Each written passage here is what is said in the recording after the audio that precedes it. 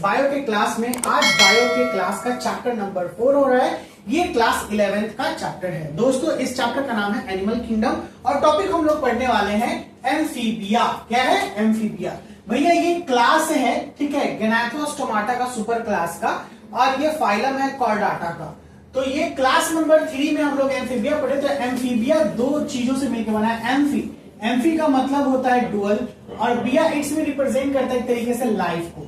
तो ये जो जीव होगा वो डुअल लाइफ वाला होगा, यानी ये जीव वाटर में भी रहेगा और ये जीव लैंड पे भी रहेगा, यानी जमीन पे। याद रखना है एम्फीबिया का मतलब जो डुअल लाइफ बिताने वाला जीव होता है उसी को बोलते हैं एम्फीबिया, ठीक है ना। यानी ये दोनों होता है, इट्स मीन ये वाटर में भी रहता है और जमीन पे भी रहता है।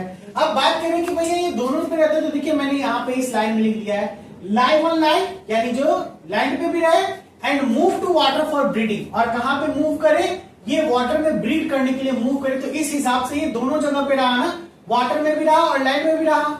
Body has head and trunk. इसका बॉडी जो होता है एक हेड में और एक ट्रंक में ये बना होता है, ठीक है। यहाँ पे ये इसका ट्रंक होता है। Good evening. इसका बॉडी हेड और ट्रंक पे चेंज होता, मतलब बड़ा होता है, ये हमने बता दिया। नेक्स्ट है tail is in larval stage. याद रखिएगा इसके लार्वल स्टेज में ये टेल मौजूद होगा। देखिए यहां पर जब लार्वल स्टेज देखिएगा ना तो ये फिश के जैसा दिखेगा और लगेगा कि इसका ऐसे टेल है, लेकिन ये जब अडल्ट होता है ये फ्रॉग, तो अडल्ट में ऐसा दिखता है कि इसके पास टेल नहीं है। देखिएगा एडल्ट फ्रॉग के पास टेल देखा है आप लोगों ने? नहीं ना, यानी जो मेढक होता है उसके पास पूंछ नहीं होता है, लेकिन लार्वल स्टेज में इसका होता है।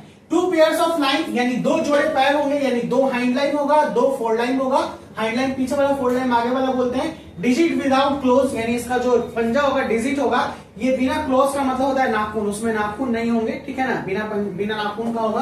पोइकिलोथर्म्स होंगे, यानी कोल्ड ब्लडेड होंगे। मैंने ये बता दिया है कोल्ड ब्लडेड एनिमल का मतलब ये टेम्परेचर अपने बॉडी का अकॉर्डिंग टू द इन्वायरमेंट के करेंगे, उसको पोइकिलोथर्म बोलते हैं। यानी मौसम बदलेगा ये भी बदलने लगते हैं, अपने बॉडी का टेम्परेचर चेंज करने लगते हैं। Eyes are with nictitating membrane. ये बहुत ही खास बात है, याद रखिएगा इस चीज में। निक्टिटेटिंग मेम्ब्रेन का मतलब होता है कि जो पानी वाला जीव होता है ना उसमें एक मेम्ब्रेन होता है आंख पे, निक्टिटेटिंग मेम्ब्रेन। हम लोग के पास भी पहले हुआ करता था लेकिन अब नहीं है।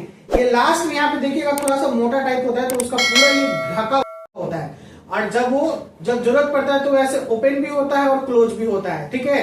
तो ये रेप्टिलिया में एम्फीबिया में आपको देखने के लिए मिलेगा nictitating membrane. Skin is smooth and moist. इसका स्किन बहुत चिकना होता है, नम होता है, क्योंकि इसमें कौन सा ग्लैंड पाया जाता है? म्यूकस ग्लैंड पाया जाता है। कौन सा ग्लैंड है? म्यूकस ग्लैंड पाया जाता है, ठीक है। अगला है टिम्पेनम इज ईयर ड्रम। इसमें जो कान होगा हम लोग में, ये जो है कान, इस कान के बाहर भाग को पिन्ना बोलते हैं, जो मैमल में पाया जाता है, लेकिन इसमें केवल टिम्पेनम इसका ईयर ड्रम, यानी गोल होगा। ऐसे कैसे होगा? ऐसे गोल होगा, यानी इसमें इस प्रकार का नहीं रहेगा। Heart is 3 chamber. अभी तक फिश में हमने क्या देखा था? 2 चैम्बर। ऐसे ऐसे देखा था ना फिश में हम लोगों ने कि ये 2 चैम्बर था, एक ऑरिकिल था और एक वेंट्रिकल था, है ना।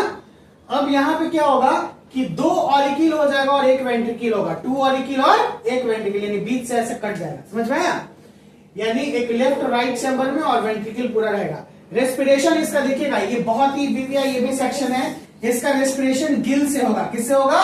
गिल से। कब? जब ये लार्वा में होगा तब। कब? जब ये लार्वा में होगा तब। और लंग्स से होगा कब? जब लंग्स और स्किन, ये दोनों लंग्स और स्किन से होगा कब? जब ये एडल्ट बनेगा तब। तो इसीलिए ये कुछ एडवांस टाइप का हो गया। इसमें गिल भी रेस्पिरेशन है, इसमें लंग्स भी रेस्पिरेशन ऑर्गन है, और इसमें स्किन भी रेस्पिरेटरी ऑर्गन है। ये तीनों इसका रेस्पिरेटरी ऑर्गन के रूप में काम करता है।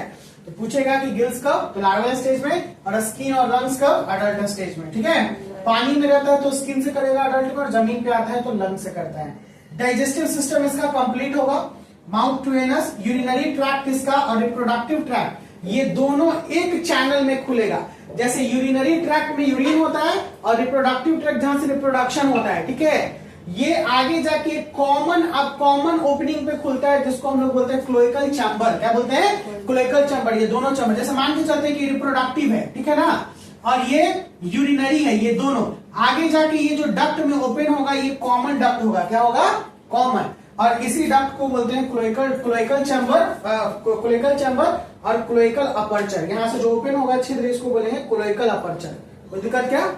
नहीं। नेक्स्ट आते हैं सेक्सेस। इसका सेपरेट होगा, यानी मेल और फीमेल दोनों अलग होंगे। ओवीपेरस होंगे, ओवीपेरस का मतलब अंडा देने वाले।